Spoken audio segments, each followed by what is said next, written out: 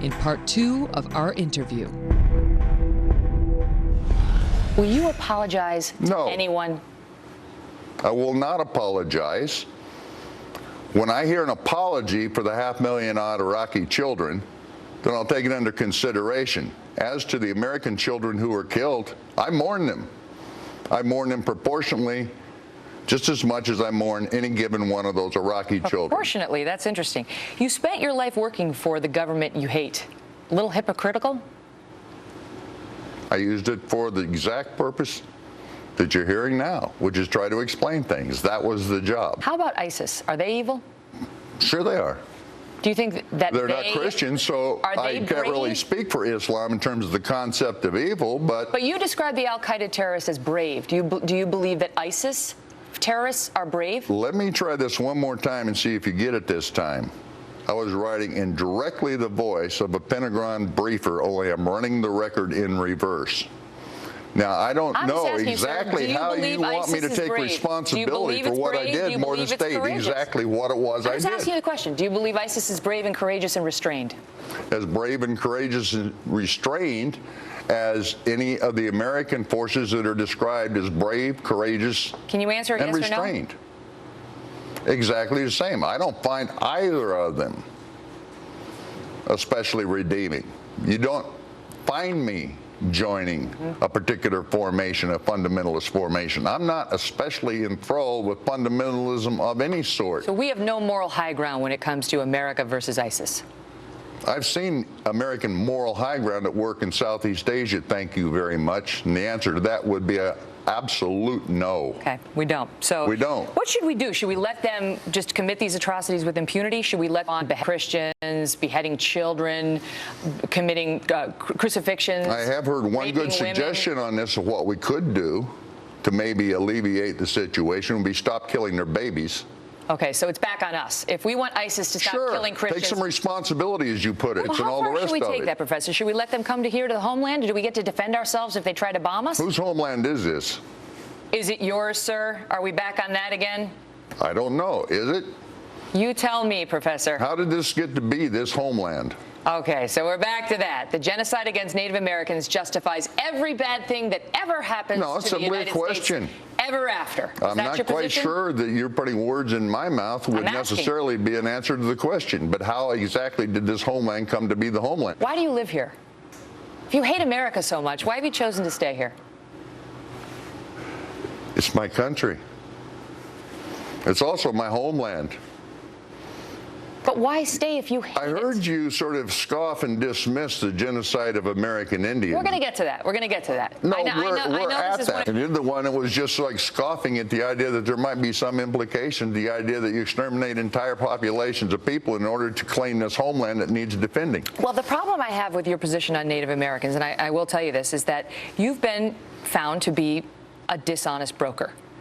Repeatedly. Really? You have. And I don't know anything about you, Professor. I've just researched you. And what I have found is that you've been accused of grossly overstating and in some cases inventing these atrocities of which you speak. And I'll give the viewers the examples. First of all, this is the investigative committee that came after you at the University of Colorado Boulder. The investigative committee came out and said, quote, Churchill has created myths under the banner of academic scholarship. They found a, quote, pattern of deliberate academic misconduct involving falsification and fabrication, specifically with respect to your claims about the Native Americans. Go ahead. Well, it might be of interest to you to know that that committee, on the basis of that report and their mustering of so-called factual data, were found to have been engaged in myth-making of the first degree, guilty of everything they accused me of, to the extent that they had to be immunized from the consequences of their action by the administration of the University of Colorado.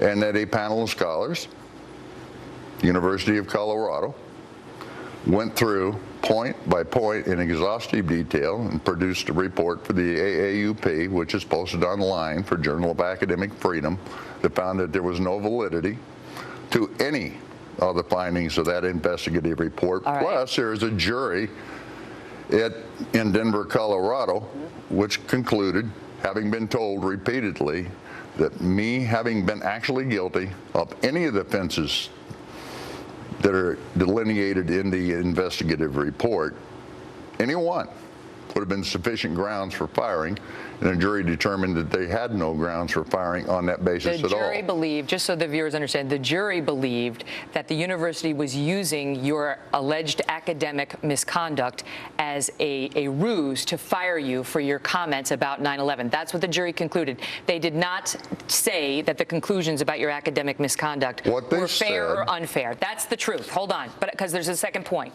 and that is it wasn't just the investigative committee, as you know.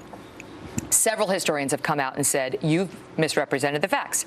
A UCLA professor who is a member of the Cherokee Nation and 2 others refuted your assertions that were based on their works. They called it, quote, an out-and-out fabrication that the Westerners infected the Indians with smallpox based on giving them all these blankets. You claim up to 400,000 Native Americans were killed. They said, quote, it's just the making up of data, and it shouldn't be tolerated in science. Number 2, Professor Thomas Brown of Lamar University, quote, every aspect of Churchill's tale is fabricated. Churchill has fabricated incidents that never occurred and individuals who never existed. He falsified the sources that he cited in support of his tale and repeatedly concealed evidence in his possession that disconfirms his version of events. These are the guys on whose work your claims were based. And third, Cherokee sociologist Russell Thornton wrote to the LA Times and to Inside Higher Ed, the history is bad enough. There's no need to embellish it. He thinks you were inflating the numbers unfairly. He went on to say, he blatantly misrepresented me. It was totally inappropriate. I'm his source for this allegation, and it's wrong. It's academic fraud sustained over several essays. So they're all lying about Ward Churchill? You probably should know what you're talking about before you talk on national TV, Megyn. Once again, I don't know what I'm talking about. Number one, the Cherokee... I'm glad I have you here to explain it to me. Yeah, that's Thomas Brown, and Thomas Brown was fired from Lamar University. He hasn't been a professor in the league. And you were fired, too, for academic misconduct, Thomas sir. Brown it's was tough to claim that moral high ground. If you're going to suggest that that discredits me, you should be accepting that that's discrediting Thomas Brown, who's now working out of an abandoned grocery store in San Antonio. So what can I tell you? A lot of people tell lies about you. A lot of them. Long list. Yeah. I have to say that there's probably a lot of people who tell lies about you out there, too. Well, okay. Or at least what you would view as lies, but they don't tend to get parsed by academic committees, and there's a rather large number that could be cited. If you stay tuned for nothing else, watch the next segment. In it, we lay bare the fallacy of his claims about the Twin Towers on 9/11, and at last, his answer to whether the U.S. should be bombed again. What the earlier part of our exchange with Ward Churchill proves is that the professor has a tendency to play fast and loose with the facts. What this next segment proves is that he makes them up entirely, especially when it comes to the subject of 9/11. Your justification, you're one of the many you've offered for the reason the terrorists had the right to bomb the World Trade Center. You've said repeatedly it's because the CIA had offices there, and that made it fair game for a military strike, for a strike by terrorists. According to Pentagon rules. I don't think that's true, and I've made this point repeatedly in things I've written, too. That's not true in international law, but the Pentagon invokes that continuously. Okay, but you realize that those CIA offices, A, were covert and were not known by anybody prior to the actual bombing, and B, those offices were in World Trade Center 7. That was not attacked by the terrorists. It fell down due to burning debris. Well, we are parsing again. I don't know what they knew and what they didn't know. I didn't even know who they were. So what your inroads are into the intelligence apparatus of Al-Qaeda... Do you know better than I? No, but I don't know that they didn't know. And I think perhaps this is at least as precise as U.S. precision bombing. They didn't hit World Trade Center 7. Even if they knew, let's assume your invented story about them knowing. Somehow they knew, but nobody else did. That's not an invented story. I said I don't know. But they didn't hit World Trade Center 7, sir, so it makes no sense. The point I'm making is you offer these assertions. You offer them as fact. You have young college students who for many years believed this stuff.